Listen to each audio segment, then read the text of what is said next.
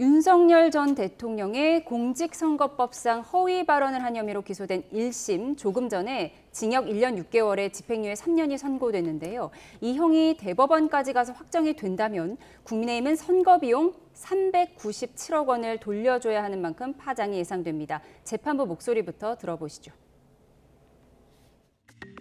직접 토론회나 인터뷰 등 파급력이 큰 공개된 자리에서 허위의 사실을 공표하는 경우 선거인의 의사결정에 미치는 영향은 매우 큽니다. 주문, 피고인을 징역 1년 6개월에 처한다. 다만 이 판결 확정일부터 3년간 이 형의 집행을 유예한다. 우리 당 관계자분께서 이분이 많이 응원하신다고 해서 인사를 한 적은 있습니다만은 그자분과 같이 만나신 건 아니에요? 네, 그건 아니고. 동생도 현직 검사고 제가 굳이 변호사를 이렇게 소개할 위치도 아니고 저는 윤우진 그 서장하고 가까운 후배의 친형이기 때문에 제가 알고는 지냈습니다만은 이런 부적절한 일은 전혀 없었고. 네, 조금 전 들어보신 2022년도 발언입니다. 김건희 씨와 함께 건진법사 전성배 씨를 만난 적 없다. 또 전성배 씨를 스님으로 알았다는 발언 등이 거짓말이었다는 거예요. 그래서 지금 윤 전 대통령에게는 집행유예가 선고됐는데 문제는 국민의힘이 만약에 이 형이 확정이 되면 397억 원의 선거 비용을 토해내야 하는 상황인 거죠. 그렇습니다. 지금 397억이 결국 윤석열 전 대통령이 당선될 때 사용된 비용이고 이것이 결국 세금으로 보전이 됐던 내용들이기 때문에 벌금 100만 원 이상 형이 확정되었고 그로 인해서 반환을 해야 되는 상황입니다. 아직까지 1심이기 때문에 대법까지 시간이 좀 많이 남았습니다만 많은 법률 전문가들이 말씀을 하시는 것을 들어보면 기본적으로 집행유예형이 나왔기 때문에 2심에서 형을 낮추는 형태로는 아무래도 100만 원 이상이 나올 가능성이 높고 아예 무죄를 다퉈야만 하는 상황까지 온 것 아닌가. 그렇게 된다면 대법원의 판단을 받더라도 397억 원은 반환해야 되는 것 아닌가 하는 이야기들이 많이 나오고 있는 실정입니다. 예, 지금 2월 회계보고서 기준에 국민의힘 자산이 1,315억 원이다 이런 자료가 있기는 한데요. 397억 원을 반환해야 한다면 이제 국민의힘 입장에서는 재정적으로 타격을 입을 수밖에 없는 상황인데 지금 어떻게 대비를 하고 계십니까?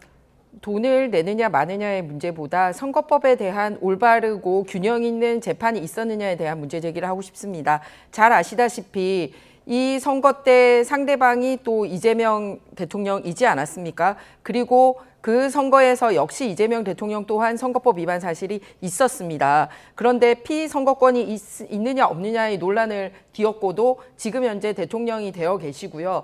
그리고 사실상 대법원으로부터 유죄 취지의 파기환송, 즉 유죄를 판결받은 상태에서 대통령직을 유지를 하고 있습니다.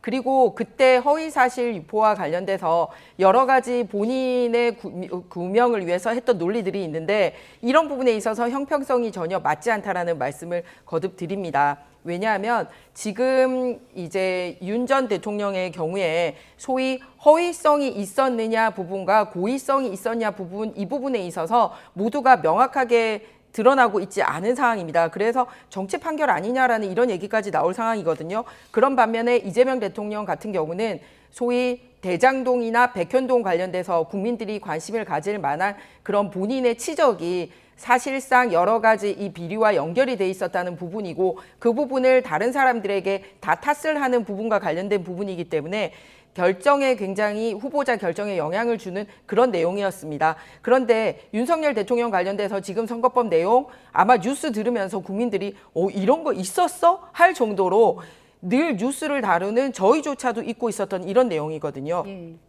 그런 부분에 있어서 정치적으로 전직 대통령이나 현직 대통령은 공평하게 똑같이 선거법이고 그리고 허위사실 공표와 관련된 부분인데 이렇게 달리 판단을 하느냐 속도라든지 판결 내용에 있어서 문제가 있다는 말씀을 드리고요.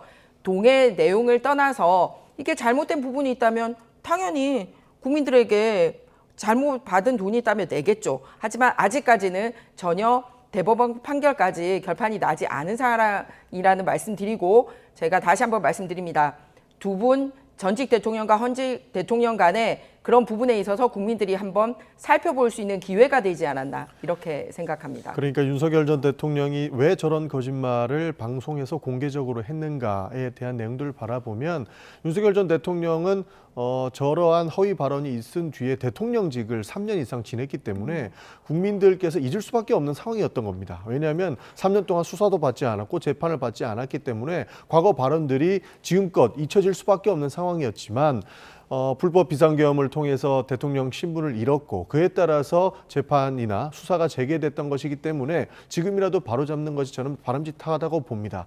그리고 지금 이재명 대통령과 비교를 하시는데요. 사실 사건의 경중을 따지면 모두가 중대하겠습니다만 윤석열 전 대통령에 대한 그런 상황이 더 중대하다라고 평가하는 사람들도 많습니다. 왜냐하면 기본적으로 저런 허위 사실을 유포했을 때 당선되는 자를 더 중히 보겠습니까? 낙선되는 사람을 더 중히 보겠습니까?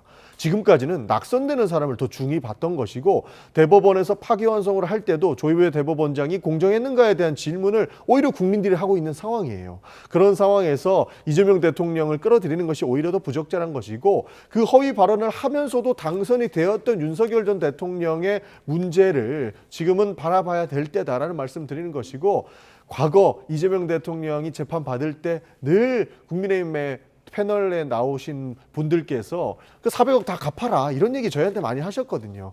저희도 대법원의 판단을 지켜보자라고 말씀을 드렸던 것처럼 지금도 문제가 있다면 당연히 갚아야 되는 것은 맞는 것이고 대법원의 판단을 지켜보자라고 하는 말씀까지 드리고 싶습니다. 네, 국민의힘이 선거비용 397억 원을 토해내야 한다는 이 판결 아직은 1심이고요. 이게 특검이 기소한 사건이기 때문에 633 원칙에 따라서 대법 판결까지 내년 초쯤이면 볼 수 있을 것 같습니다. 좀 지켜보기로 하고요. 이 부분 관련돼서 현직 대통령으로 있으면서 이 재판에 관여하거나 이 재판이 논란이 된 적이 없었습니다. 윤 전 대통령 같은 경우는 이번에 이런 일련의 사건이 터지면서 불거진 거고요. 오히려 이재명 대통령이야말로 말씀드렸듯이 대장동 관련된 내용과 백현등 관련된 내용인데 어떻습니까? 본인들의 소위 공모하신 분들은 다 유죄가 났고요. 심지어는 공소 취소를 하도록 법무부 장관이나 권력기관이 동원해서 본인의 재판이나 수사가 진행되지 않도록 온 권력을 쏟아붓고 있지 않습니까? 그런 부분에 있어서 상당한 차이가 있다는 것을 오늘 윤 전 대통령의 이 1심 재판을 통해서 양 대통령의 선거법 위반과 허위사실 공표 내용을 다시 국민들이 짚어볼 수 있는 오히려 큰 계기가 되지 않았나 이렇게 저는 잠시만요. 생각합니다. 네.